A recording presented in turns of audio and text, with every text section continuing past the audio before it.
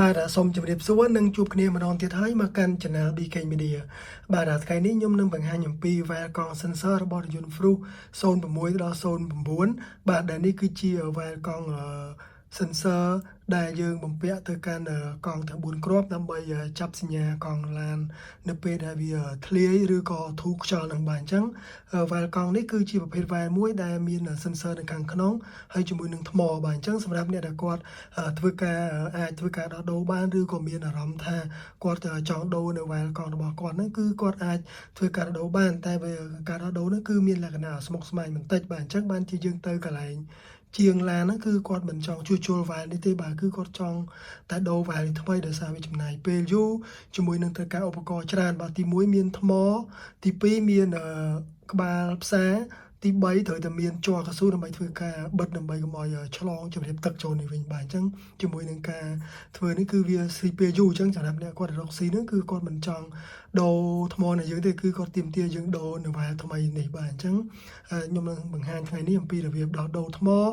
នៅបងប្អូនមួយចំនួនដែលគាត់មានអារម្មណ៍ថាគាត់ចង់ដូរថ្មនេះបានដោយខ្លួនឯងបាទអញ្ចឹងអ្វីដែលយើងមាននោះទី1បងប្អូនត្រូវតែមានក្បាលផ្សារបាទនេះជាក្បាលផ្សារបាទអញ្ចឹងបងប្អូនត្រូវតែមានដើម្បីផ្សារទី2បងប្អូនត្រូវតែមានកែទៀនដើម្បីធ្វើការបិទកន្លែងកស៊ូឬក៏យើងហៅថាកាវផ្សេងដែលយើងអាចបិទជាមួយនឹងការចម្រៀមទឹកបាទអញ្ចឹងនេះគឺជា Wire មួយដែលបានដោះចេញឲ្យជាមួយនឹងការកោះដើម្បីឲ្យបងប្អូនងាយស្រួលក្នុងការមើលបាទអញ្ចឹងការដោះកោះចេញហ្នឹងគឺបងប្អូនទី1ត្រូវទៅកោះហ្នឹងគឺបងប្អូនត្រូវតែកាត់ជ័រដែលគេបិទកន្លែងនេះ2បាទនេះ2បាទបងប្អូនត្រូវដាច់ជ័រនេះហើយបងប្អូនសូមបើកនេះមកដល់បងប្អូនដាច់ហើយវានឹងឃើញកន្លែងនេះមានកស៊ូបាទដោយសារកន្លែងនេះបាទក្នុងនេះយើងឃើញថាមានកស៊ូគេចាក់ដើម្បីកុំឲ្យជ្រាបទឹកទៅការពារជាមួយនឹងការឆេះបតជាមួយនឹងការឆ្លងថ្មបញ្ជូនទៅកាន់បតរបស់រថយន្តបាទអញ្ចឹងបើសិនជាការជ្រាបទឹកឬឆ្លងនោះវាអាចធ្វើឲ្យ sensor បន្ទះនេះខូចឬក៏អាចឆ្លងទៅខូចទៅដល់បន្ទះ sensor នៅលើរថយន្តយើងបាទអញ្ចឹងខ្ញុំសូមបង្ហាញការបង្ហាញនេះបាទអញ្ចឹងបងប្អូនកាន់ Wire នេះចុះក្រោបឲ្យចំមកគឺយើងឃើញមានផ្នែកខាងឆ្វេងនិងខាងស្ដាំអញ្ចឹងសម្រាប់ខាងឆ្វេងនេះគឺជាកន្លែងមួយផ្ទុកជាមួយនឹងថ្មហើយខាងស្ដាំនេះគឺជាកន្លែងមួយផ្ទុកជាមួយនឹង IC board បាទ IC board របស់គេជាមួយនឹង IC ទុយនេះជាច្រើនបើអញ្ចឹងបើសិនបងប្អូនធ្វើការដោះដូរថ្មហ្នឹងបងប្អូនជាតែកស៊ូនៅខាងស្ដាំដៃបាទអញ្ចឹងស្ដាំដៃតែប៉ុណ្ណេះបានហើយបាទតែបើយើងជាទៅគឺយើងឃើញនៅកន្លែងដែលគេតឹងផ្សារសម្រាប់ខាងលើនេះគឺជាសញ្ញាបូកដែលផ្សារជើងបូកខាងក្រោមគឺសញ្ញាដកដែលផ្សារជើងដកនេះបាទអញ្ចឹងផ្សារនេះដកចេញមកគឺដកថ្មនេះបានហើយបាទអញ្ចឹងទីទៀតខ្ញុំនឹងបង្ហាញអំពីតើថ្មនឹងប្រើខ្នាតអ្វីខ្លះដែលអាចដាក់បានបាទអញ្ចឹងបងប្អូននឹងឃើញបាទនេះគឺជាប្រភេទsensor កង់ដែលបំពាក់នៅលើរថយន្ត Prius 06ដល់09ហ្នឹងបាទនេះយើងមើលទៅឃើញចំនួនប្រភេទថ្មហ្នឹងគឺ3 V ដែលប្រើខ្នាតហ្នឹងគឺ BR 2450A បាទអញ្ចឹងដែលគេប្រើហ្នឹងគឺ3 V ដែលខាងលើនេះគឺជាសញ្ញាបូកដែលយើងអាចផ្សារបូកមកចំជើងនេះខាងក្រោមគឺសញ្ញាដកមកកាន់ជើងនេះបាទអញ្ចឹងបើសិនជាអ្នកដែលគាត់មិនមានក្បាលផ្សារទេគឺគាត់អាចយកដុំទាំងនេះទៅកាន់កន្លែងដែលមានឧបករណ៍ផ្សារដូចជាជាងទូរស័ព្ទដៃឬក៏ជាងធ្វើទូទួលហ្នឹងឲ្យគាត់ផ្សារដកចេញមកបងប្អូនទិញថ្មមកដាក់ចូលបានហើយបាទអញ្ចឹងខ្ញុំសូមបង្ហាញអំពីថ្មវិញចំពោះថ្មវិញគឺបងប្អូនអាចរកទិញបាននៅតាម website ឬក៏បណ្ណាគារមួយចំនួនបាទនេះគឺជាថ្មដែលបងប្អូនអាចប្រើបានដែលវាមានជើងស្រួយៗនេះនៅពេលដែលជាងគាត់ធ្វើការដោះឲ្យបងប្អូនទៅគឺអាចដោះដាក់ចូលផ្សារតាមជើងនៅវិញបាទខាងលើនេះគឺសញ្ញាបូកដែលមានប្រើកម្លាំងនេះគឺ3 V ដែលប្រភេទថ្មនេះគឺប្រើ BR 2450A បាទអញ្ចឹងសម្រាប់ប្រភេទថ្មផ្សេងក៏បងប្អូនអាចប្រើបានផងដែរបាទគឺឲ្យតែ volt ត្រូវគ្នាឲ្យតែ3 volt បាទនេះ3 volt ប៉ុន្តែយើងមើលប្រភេទពួក CR 2450វិញ B ដូចគ្នាប៉ុន្តែអត់មានជើងទេដោយសារវាជាមិនមែនជាប្រភេទពួក BR វាប្រើពាក្យ CR បាទអញ្ចឹងបងប្អូនរកឲ្យត្រូវខ្នាតBR នេះមកគឺបងប្អូនអាចមានជើងគឺងាយស្រួលបាទអញ្ចឹងសម្រាប់អ្នកគាត់ចង់ច្នៃ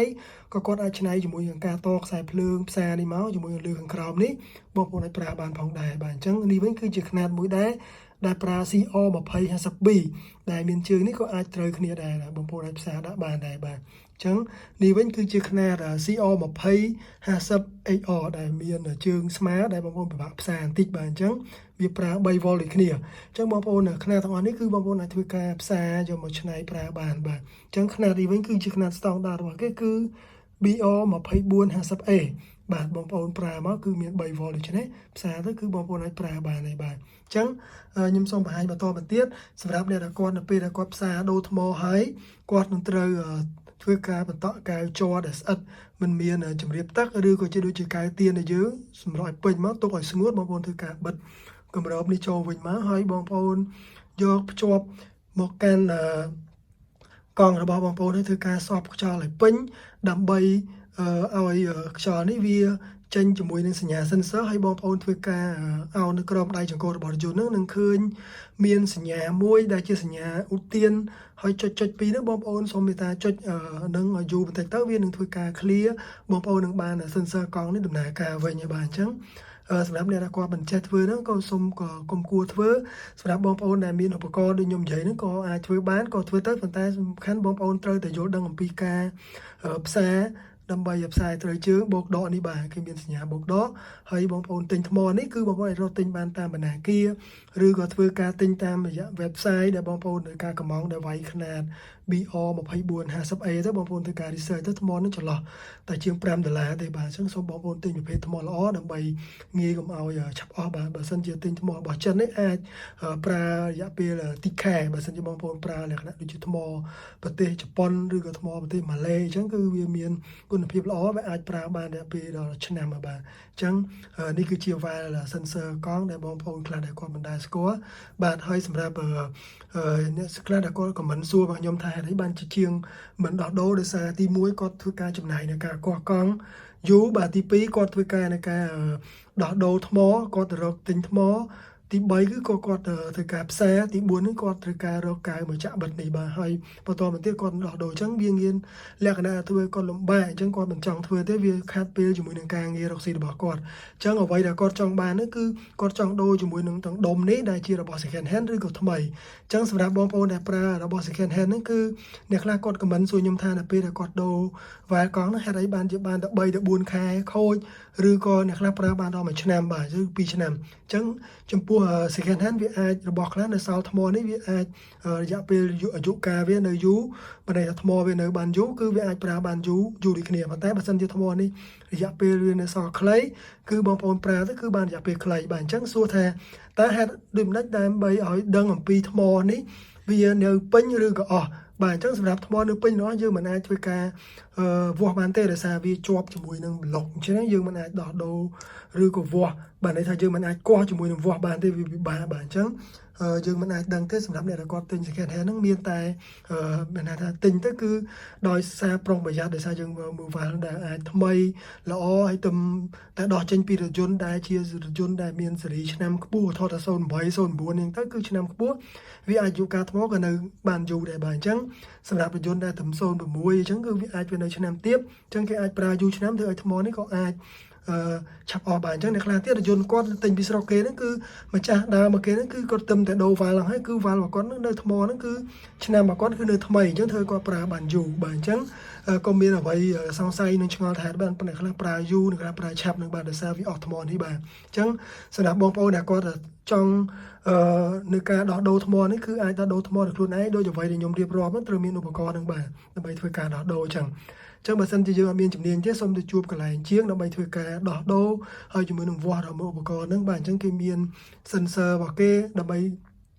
សៀបទងថាតើរថយន្តហ្នឹងវាខូចវ៉ែលមួយណាហើយវ៉ែលមួយណាអត់ខូចបាទហើយគេមាន system របស់គេដើម្បីការឆែកដើម្បីធ្វើការដោះដូរហ្នឹងដោយសារមាន ID របស់គេវាយចូលទៅគេនឹងបញ្ជូនព័ត៌មានវ៉ែលថ្មីទៅកាន់តាបឡូតរបស់យើងដើម្បីចាប់យកព័ត៌មានវ៉ែលនេះថាតើវ៉ែលមួយណាដែលខូចហ្នឹងបាទអញ្ចឹងវ៉ែលមួយណាដែលល្អហើយដែលបញ្ជូនព័ត៌មានបានហ្នឹងបាទអញ្ចឹងការបង្ហាញរបស់ខ្ញុំខ្លីៗមានតែប៉ុណ្្នឹងបើមានកន្លែងណាខុសឆ្គងសូមខន្តីវីដេអូផងហើយសូមជួយ Subscribe Channel BK Media ដើម្បីទទួលវីដេអូថ្មីៗបន្តទៀតហើយសូមជូនពរបងប្អូនសុខភាពល្អទៅណាមកណាមកការបើកបរហ្នឹងសូមយោគយល់គ្នាទៅវិញទៅមកបើន័យថាយើងអធិស្ឋានជាមួយនឹងគ្នាដើម្បីទទួលបានសុវត្ថិភាពទាំងអស់គ្នាហើយសូមមេត្តាចូលរួមគោរពច្បាប់ចរាចរណ៍ទាំងអស់គ្នាដើម្បីកាត់បន្ថយគ្រោះថ្នាក់ចរាចរណ៍នៅលើដងផ្លូវហើយសូមជម្រាបលាបងប្អូនបើមានកន្លែងណាខុសឆ្គងហ្នឹងបាទហើយសូមជួយ share វីដេអូនេះទៅកាន់អ្នកដែលគាត់មិនទាន់បានដឹងពីវីដេអូនេះ